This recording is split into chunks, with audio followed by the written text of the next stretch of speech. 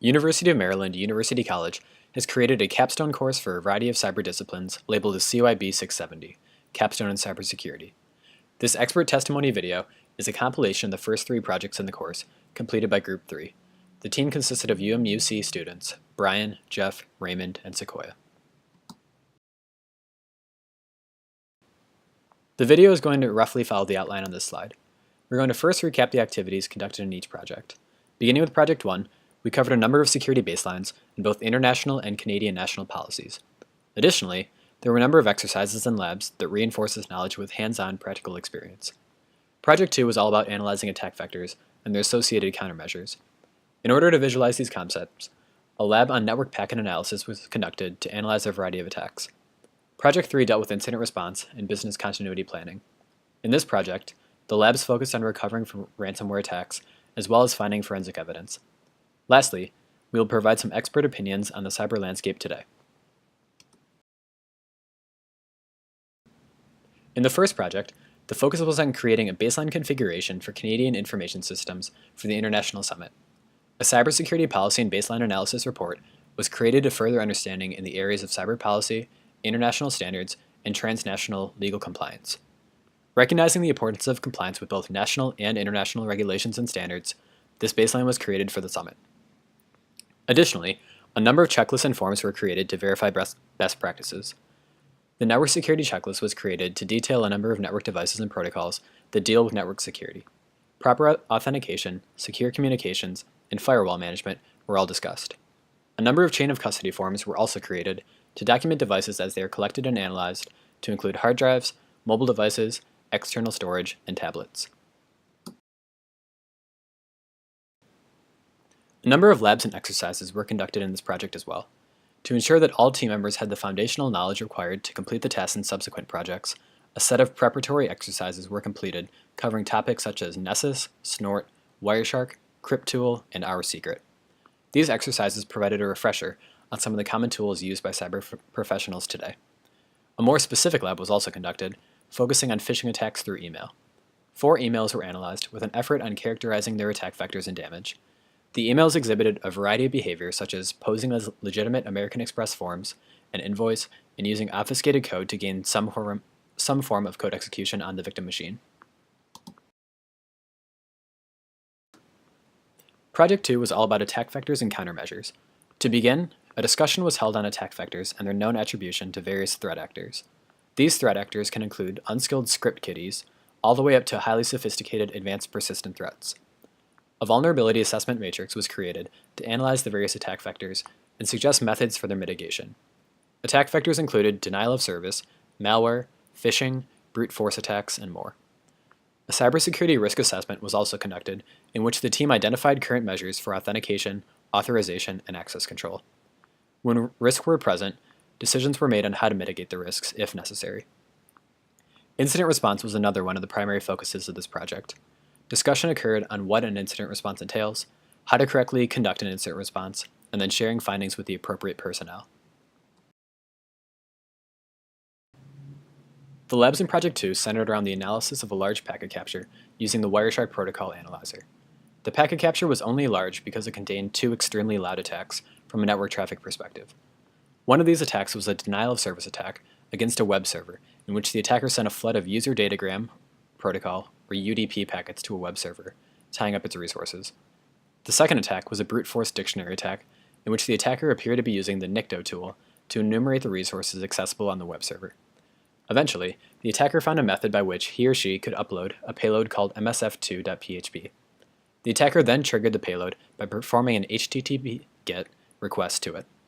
Analysis of the payload showed reference to a GitHub that hosts ransomware binaries. Snort and Yara rules were subsequently developed to mitigate future occurrences of these types of attacks. The third project in the course involved the concepts and challenges behind incident response and business continuity. To begin the project, the team members had to respond to a ransomware attack on an HR employee's machine. Further details on that response will be discussed on the next slide, but it set the tone for the following steps. Analysis and research was then conducted to convey best practices in business continuity planning. Topics such as software assurance, supply chain risks, and the various software development life cycles were all discussed. A cyber operations and risk management briefing was created and presented to stakeholders. The briefing was used to better inform high-level executives on the challenges associated with creating a secure environment both internally and externally. An intelligence debriefing was prepared to convey all findings throughout the tasking in preparation for a final deliverable to the Chief Information Security Officer. In Project 3's labs, the team members responded to a ransomware attack in which they had to successfully recover the victim's encrypted files. Using a variety of tools to include CryptTool and the steganography tool Our Secret, the files were decrypted without paying a ransom to the attacker. Fortunately, in this case, the attacker lacked sophistication and left files available to the incident responders that allowed for the encryption process to be ascertained and reversed. Snort rules and Yara signatures were developed following this process to prevent this attack from being conducted again in the future. The second lab involved recovering evidence from an image file. Many of the files were recovered from deleted space in the image, demonstrating that the suspect attempted to conceal evidence. This evidence was used to correlate findings and send recommendations for further investigation to law enforcement.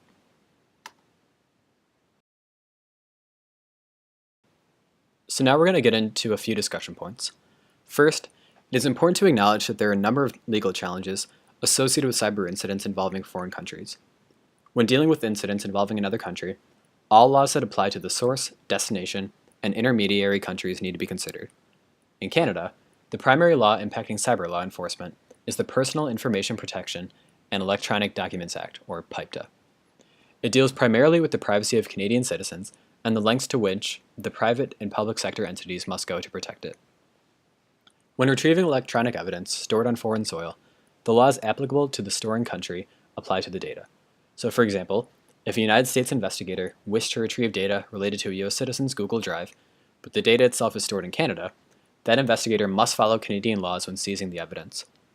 Treaties in play may make this process easier, however, depending on the country, this is not always the case. The Google Drive example also shows the challenges associated with cloud storage. When attempting to seize evidence from cloud storage, access needs to be granted by the company in which the data is stored. However, national laws in which the storing company was incorporated can dictate where that company can store its data. So for example, if the United States required cloud storage companies to store their data within U.S. borders, the process of seizure would be greatly simplified.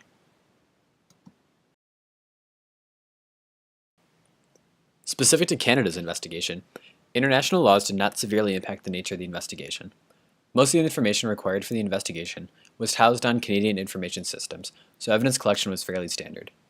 In the case of responding to the ransomware incident, the informational text files were publicly available on the attacker's command and control server, so no warrants of any kind were necessary. Throughout the investigation, however, the investigators had to be careful about the protection of personally identifiable information to protect sensitive information about Canadian citizens. Ethics and law are two concepts that can often be at odds. For example, the analysis of the collected image file was permitted by law, however, it involved digging into somewhat personal information pertaining to the suspect, Mr. Silver. While citizens should have reasonable expectations of privacy, the law often requires that this privacy may be involuntarily surrendered in order to conduct due process. To best mitigate and resolve these conflicts, just cause was presented to legal bodies in order to obtain proper authorization to conduct the collection and investigation.